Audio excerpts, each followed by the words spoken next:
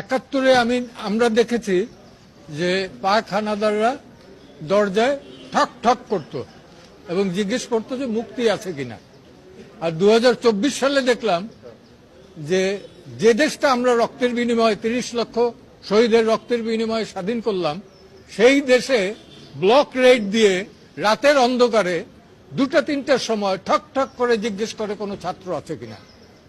যদি থাকে তাহলে আবার মোবাইলটা চেক করেন, রাস্তাঘাটেও এটা করেন। কোন আইনের বলে করেন, কোন অধিকার বলে করেন? মোবাইল চেক করার রাইট তো কারো নাই। It is absolutely personal affairs. আপনারা জানেন দ্বিতীয় বিশ্বযুদ্ধের সময় রোজা লুক্সেমবার্গ, তার একটা ডায়েরি আছে, কই নাৎসিরা পর্যন্ত সেটা চেক করে নাই।